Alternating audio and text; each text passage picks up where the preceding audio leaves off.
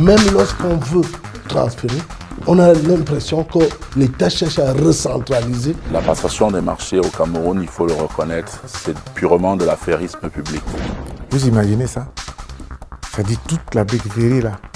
Vous détruisez ça pour construire une quarantaine de villas.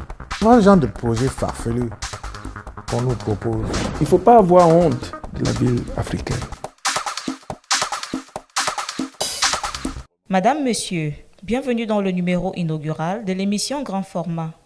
Pour ouvrir cette saison, le tout premier invité de Camdem Soap est Madame Marie-Thérèse Abena-Ondoa, ministre de la Promotion de la Femme et de la Famille. Cette pédiatre est professeure agrégée de médecine et chercheur au ministère de la Recherche scientifique et de l'Innovation. En 2009, 4 mois avant son entrée au gouvernement, elle est devenue la première femme à diriger l'hôpital central de Yaoundé.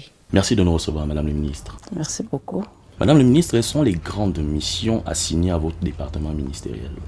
Merci beaucoup pour cette opportunité qui nous est donnée d'évoquer très succinctement les missions du ministère de la Promotion de la Femme et de la Famille, qui portent essentiellement sur l'élimination de la discrimination à l'égard des femmes, la promotion et l'accroissement des garanties d'égalité à l'endroit des femmes.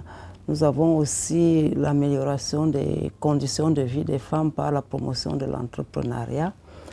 Et nous avons aussi le rôle de promotion et de protection de la famille, ainsi que le rôle de promotion et de protection des enfants. Voilà, grosso modo, les principales missions du ministère de la Promotion de la Femme et de la Famille.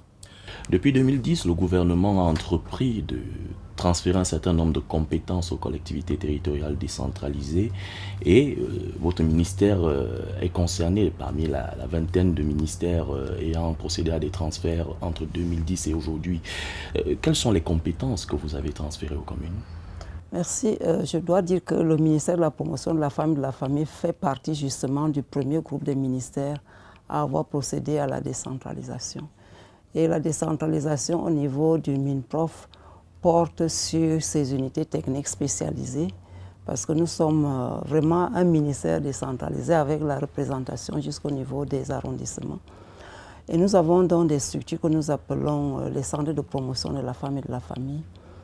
La gestion de ces centres de promotion de la femme et de la famille a été transférée aux collectivités territoriales décentralisées, plus spécifiquement les mairies. Nous avons donc la gestion au quotidien de ces structures, ainsi que de certaines activités telles que les constructions qui sont gérées par ces collectivités territoriales décentralisées.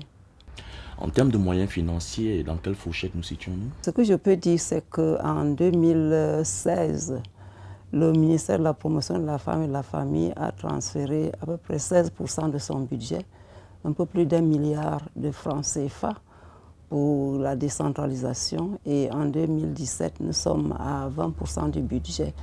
Cela signifie que dès qu'une activité concerne ces structures, l'exécution est directement transférée au niveau des collectivités territoriales décentralisées. Il s'agit aussi du personnel, de certaines catégories de personnel en dehors des fonctionnaires, dont le traitement est géré par ces collectivités territoriales.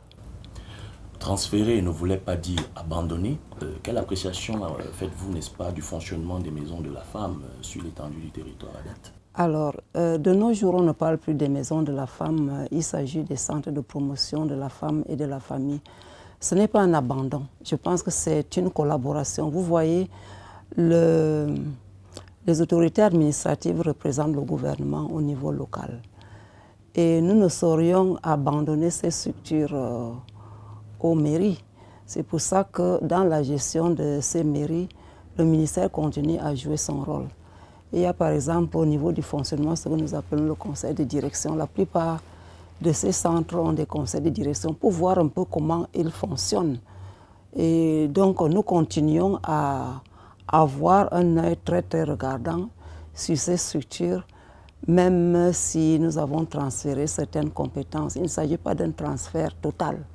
Il s'agit plutôt d'un partenariat pour qu'on puisse mieux gérer, parce que ces structures se trouvant au niveau de la base qui est notre cible, il est tout à fait normal que les mairies aient un œil regardant sur ces structures et qu'au niveau central, nous continuions aussi à jouer un autre rôle, disons, de maison mère de ces structures. On ne pourrait pas parler d'abandon, mais nous travaillons, c'est un travail d'équipe pour que tout puisse rouler comme sur des roulettes. Évidemment, tout ne roule pas, tout n'est toujours pas rose, parce que vous savez, quand on transfère, il y a des lenteurs administratives, et ces lenteurs administratives conduisent parfois à des situations que nous déplorons souvent et qui ne relèvent ni du niveau central, ni des collectivités territoriales. Et tout dépend aussi de la compréhension de la décentralisation par les collaborateurs sur le terrain, c'est-à-dire les collectivités territoriales décentralisées. Dans certains cas, ça se passe très bien. Au contraire, le maire, par exemple, a des possibilités de nouer des partenariats. Et ces partenariats peuvent venir en appui à nos structures parce que l'État ne peut pas toujours travailler seul. L'État n'a pas souvent les moyens de sa politique. Et quand la mairie a des partenariats, ces partenariats peuvent nous aider à répondre à certains besoins qui n'ont pas été budgétisés parce que vous savez, nous sommes au niveau du budget programme. Si une activité n'a pas été budgétisée, elle peut ne pas être exécutée. Donc quand les mairies nouent des partenariats, il y a des activités qui peuvent être réalisées au niveau de nos structures décentralisées et améliorer ainsi la performance de ces structures parce que dans ces structures, nous formons des jeunes.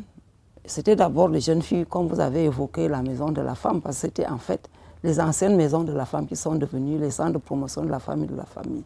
C'était pour les jeunes filles qui, pour une raison ou pour une autre, sont sorties du système scolaire classique, pour 1001 raisons. Mais ces centres ne sont plus réservés uniquement à la gente féminine.